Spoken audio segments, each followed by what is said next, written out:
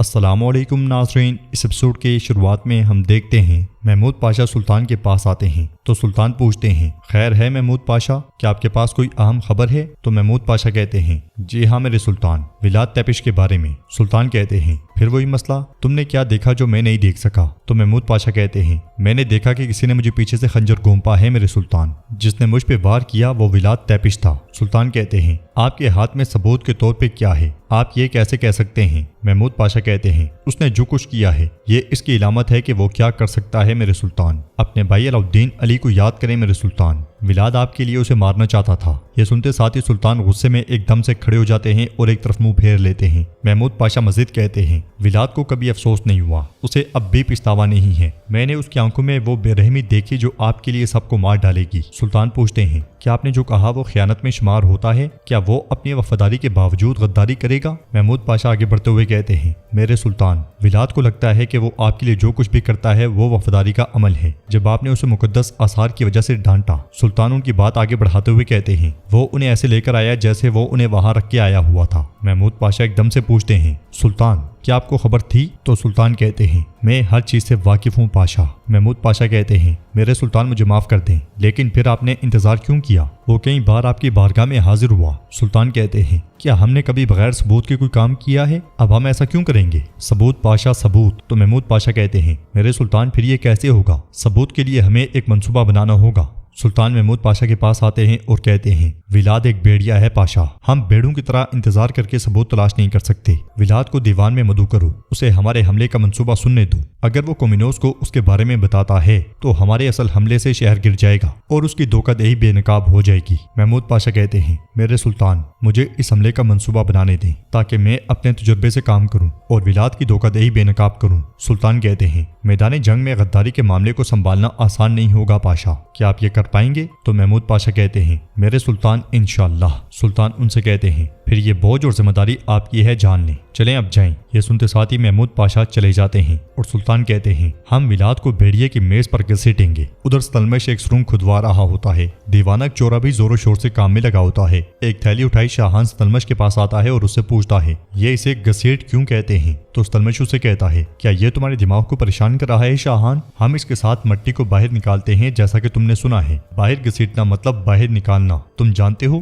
اب اسی لیے اب اس بات کو بھول جاؤ اور مجھے بتاؤ کہ تمہیں قلعے کے اندر جانے والی سرنگوں کے اس مختصر راستے کے بارے میں کس نے بتایا؟ شاہان کہتا ہے اس نے تمہاری توجہ مبذول کی۔ ہاں، میری اسیرے کے دنوں میں میرے کچھ تباہ حال دوست تھے، اکچورا کام چھوڑتے ہوئے ان کے پاس آ جاتا ہے۔ شاہان مزید کہتا ہے تباہ حال دوست، زندان میں میرے دوست۔ اکچورا کہتا ہے وہ سیاہ خال کے ہوں گے؟ ہاں، چور او شاہان جو بھی ہے۔ ستلمش اسے خاموش کروا دیتا ہے اور شاہان سے کہتا ہے چلو چلو آگے بتاؤ۔ ادھر علی بے واپس سلطان کے سامنے پہنچ جاتے ہیں۔ سلطان ان سے کہتے ہیں خوش آمدید علی بے، مجھے آپ کی کافی فکر تھی مگر آپ زندہ واپس آ گئے، انشاءاللہ خیر ہوگی۔ تو علی بے کہتے ہیں میں نے کومینوس کو ایک ایک کر کے آپ کی شرائط کے بارے میں بتایا، اس نے غور کرنے کے لیے وقت مانگا ہے۔ سلطان مسکراتے ہوئے کہتے ہیں کیا آپ نے پونٹس میں تیاریوں کا مشاہدہ کیا؟ تو علی بے کہتے ہیں میرے سلطان ہمارے لیے سخت تدابیر کی گئی تھیں، جہاں تک میں دیکھ سکتا تھا میں نے دیکھا کہ پورا شہر دفاع کے لیے وقف تھا، ایسا لگتا ہے کہ یہ ایک سخت مقابلہ ہوگا۔ محمود پاشا کہتے ہیں میرے سلطان یہ آگ کویونلوں کی حمایت ہے جو ان کی حوصلہ افزائی کرتی ہے،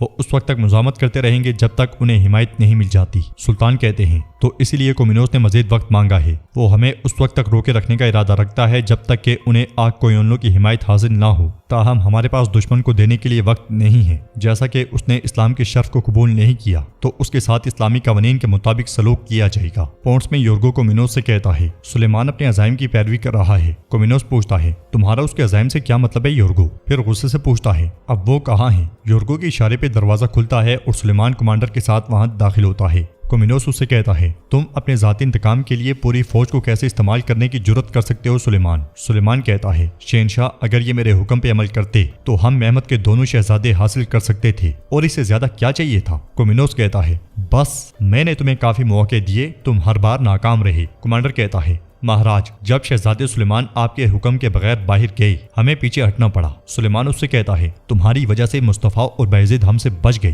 یہاں تک کہ وہ دروازہ بھی ٹوٹ گیا تھا۔ کمانڈر کہتا ہے یہ مت بولو کہ اسحاق پاشا کا لشکر آ رہا تھا شہزادے۔ سلیمان غصے میں اس کی جانب بڑھتا ہے تو کومینوس کہتا ہے بس۔ پھر یورگو سے کہتا ہے ہماری واحد امید اب آگ کویونلوں ہیں، امید ہے کہ وہ کامیاب ہوں گے۔ ادھر جنگل میں آگ کوئنوں اور عثمانیوں کے درمیان جنگ جاری ہوتی ہے، لاشیں ہی لاشیں پڑی ہوتی ہیں اور عثمانیوں کی طرف سے مزید لاشیں بھی گرائی جا رہی ہوتی ہیں۔ اسحاق پاشا بھی ان پہ قیامت ڈہا دیتا ہے، شہزادہ مصطفیٰ بھی اپنی جنگی مہارتیں دکھا رہا ہوتا ہے، بایزید بھی اس کے شانہ بشانہ ہوتا ہے۔ آگ کوئنوں کی ساری فوج تہس نہس کر دی جاتی ہے اور اسحاق کہتا ہے اللہ کا شکر ہے کہ ہم نے اوزون حسن اور کومینوس کے سارے منصوبوں کو خاک پہ ملا دیا، اب ہمیں روانہ ہونا چاہیے اور اپنے سلطان کو خبر دینی چاہیے۔ چلو چلو شاباش۔ ادھر سلطان کا دیوان لگا ہوتا ہے، منصوبے کے مطابق ولاد بھی دیوان میں موجود ہوتا ہے۔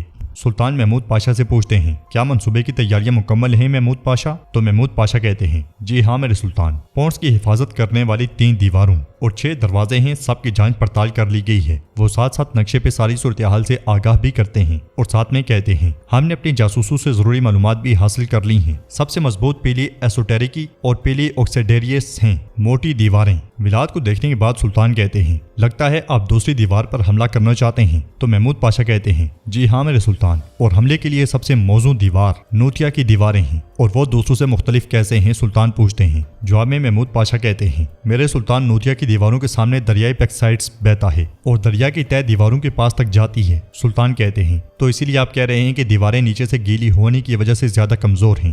شہاب الدین تمہارا کیا کہنا ہے؟ تو شہاب الدین پاشا کہتے ہیں محمود پاشا ہم میں سے کسی سے بھی بہتر اس علاقے کو جانتے ہیں میرے سلطان، ہمیں ان کے منصوبے پہ عمل کرنا چاہیے۔ سلطان کے پوچھنے پہ بہادر پاشا کہتے ہیں محمود پاشا کا منصوبہ بے عیب ہے، تاہم کفار کا کوئی بھروسہ نہیں، لیکن فیصلہ آپ کا ہے میرے سلطان۔ سلطان زگنوس پاشا سے پوچھتے ہیں تو زگنوس پاشا کہتے ہیں میں بہادر پاشا سے متفق ہوں میرے سلطان، پہلے ہمیں تیاری کرنی چاہیے پھر حملہ۔ سلطان ولاد کو دیکھتے ہیں اور پوچھتے ہیں تم ہی واحد شخص ہو جو آخری بار پونس میں داخل ہوا اور زندہ واپس آیا، تمہارا اس منصوبے کے بارے میں کیا خیال ہے؟ تو ولاد کہتا ہے محمود پاشا خوفناک حد تک غلطی پر ہے میرے سلطان۔ محمود پاشا پوچھتے ہیں وہ کیسے؟ تو ولاد کہتا ہے پونس والوں نے دریا کو پہلے ہی خشک کر دیا ہے اور انہوں نے نوتیا کی دیواروں کی مرمت کر لی ہے، وہ اب کافی مضبوط ہیں۔ محمود پاشا کہتے ہیں اتنا بڑا دریا کوئی کنواں نہیں جسے سکھایا جا سکے ولاد تیپش۔ ولاد کہتا ہے میرے سلطان میں وہ بتا رہا ہوں جو میں نے دیکھا، اور اس صورت میں پورا لشکر جو ہمیں یقینی موت کی طرف لے کر جا رہا ہے بہت زیادہ غیر یقینی صورتحال میں ہے۔ زگنوس پاشا کہتے ہیں ہمارے ذہنوں میں موجود سوالات کے جواب ملنے چاہیے، آپ نے بھی فرمایا تھا علاقے کو سب سے آخر میں دیکھنے والا شخص ولاد ہے، ہم اس کی بات کو نظر انداز نہیں کر سکتے،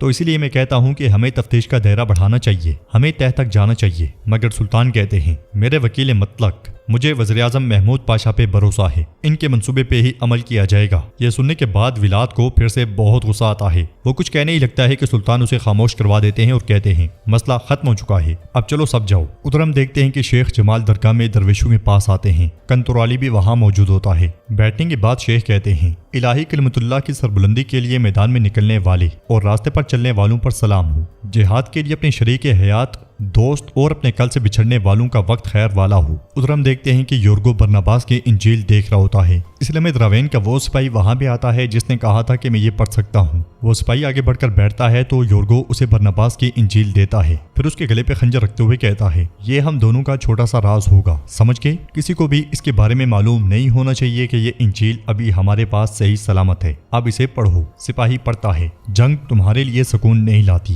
جب تک کہ تم خدا کے نام کے ساتھ میدان میں نہ نکلو، اور اگر تم خدا کی وحدانیت سے اپنا راستہ بھٹک جاؤ تو یقیناً سیدھا راستہ دکھانے والے پیغمبر بھیجے جاتے ہیں۔ وہ پیغمبر جو بھیجا جائے گا وہ فہم اور مشاورت کی روح کے ساتھ، حکمت اور قدرت کی روح کے ساتھ، خوف اور محبت کی روح کے ساتھ، عقل اور اعتدال کی روح سے لیس ہوگا۔ وہ اپنے سے پہلے آنے والے پیغمبروں سے کئی گنا زیادہ رحم دل اور صبر کرنے والا ہے۔ خدا کا نور زمین پر صرف اس کے سائے عاطفت میں مکمل ہوگا۔ یورگو بڑے غور سے یہ ساری باتیں سن رہا ہوتا ہے اور ناظرین ایپیسوڈ بھی اختتام پذیر ہوتی ہے۔ ویڈیو پسند آئے تو لائک کر دیں، شیئر کر دیں، سبسکرائب نہیں کیا ہوا تو سبسکرائب کرنے کے ساتھ ساتھ گھنٹی والے آئیکن کو دبانا مت بھولیں۔ ملتے ہیں انشاءاللہ نیکسٹ ویڈیو میں، تب تک کے لیے رکھیں اپنا اور اپنوں کا بہت زیادہ خیال۔ اللہ نگہبان۔